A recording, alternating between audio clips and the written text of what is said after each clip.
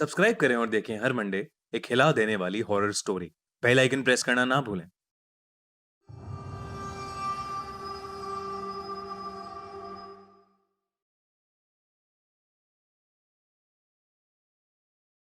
ये कहानी एलन नाम के एक चोर की है। वो अपने दोनों पार्टनर्स के साथ लोगों के घर लूटा करता था। कई दिनों से उसकी निगाह एक घर पर थी। उस घर में एक केयर टेकर के अलावा कभी कोई आता जाता नहीं था।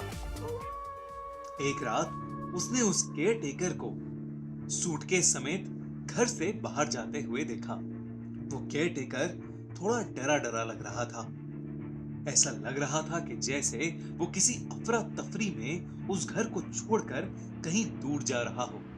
एलन के पास उस घर को लूटने का एक परफेक्ट मौका था, लेकिन उसके पार्टनर्स उस रात शहर से काफी दूर थे। एलन ने सोचा क्यों ना वो अकेला ही उस घर में चोरी छुपे घुस जाए।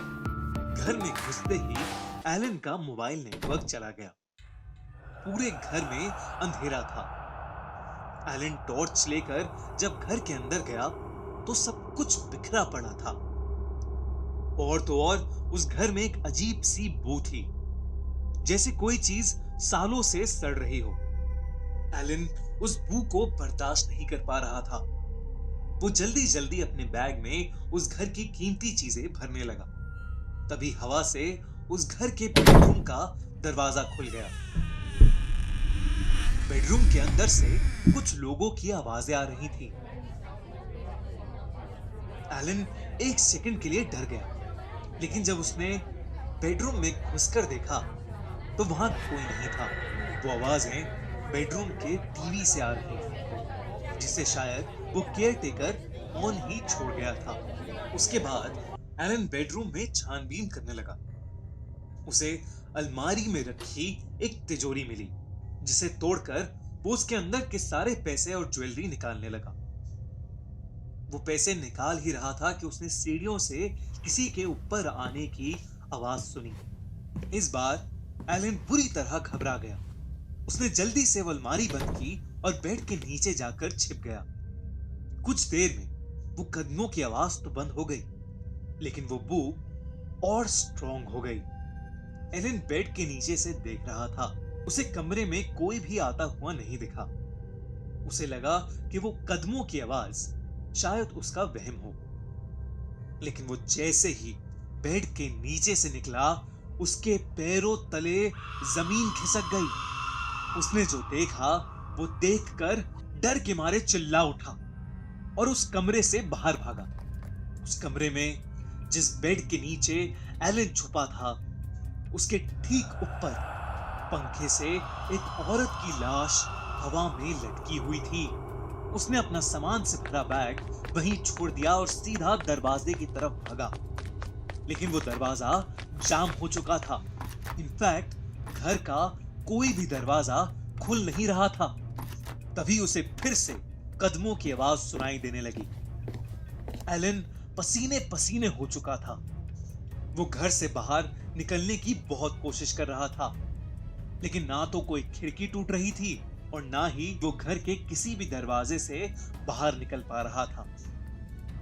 वो उस घर के अंदर उस लाश के साथ कैद हो गया था। उसे समझ नहीं आ रहा था कि वो क्या करे। एलन की नजर जब सीढ़ियों पर गई तो उसने देखा कि धीरे धीरे एक परछाई उसकी तरफ आ रही है। उस परछाई को देखते ही वो उससे दूर भागने लगा। भागते भागते वो एक दरवाजे से जा टकराया, जो उसके टकराते ही खुल गया। एलन उस परछाई से इतना डरा हुआ था कि वो सीधा उस दरवाजे के अंदर चला गया। वहां एकदम अंधेरा था और एलन को कुछ नहीं दिख रहा था।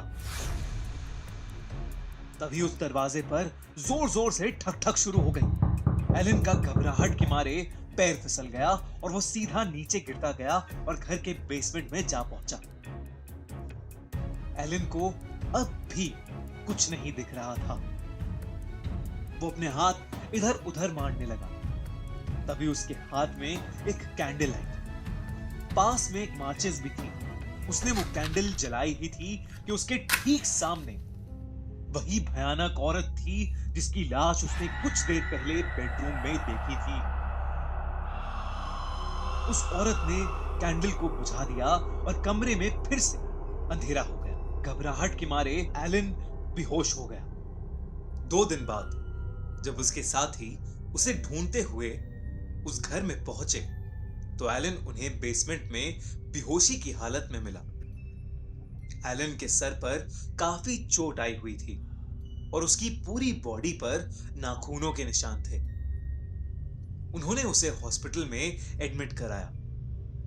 ठीक होने के बाद एलन को मालूम पड़ा कि उस घर में एक औरत रहती थी जिसने पंखे से लटक के सुसाइड की थी।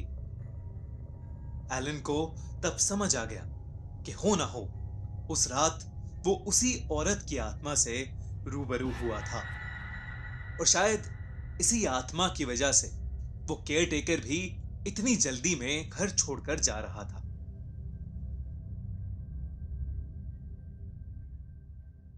अगर आपको ये कहानी अच्छी लगी तो हमारा चैनल खूनी मंडे अभी सब्सक्राइब करिए और देखते रहिए हर हफ्ते एक हिला देने वाली हॉरर स्टोरी। अगर आपका भी कोई ऐसा लॉकडाउन का एक्सपीरियंस है तो हमें कमेंट्स में जरूर बताइए।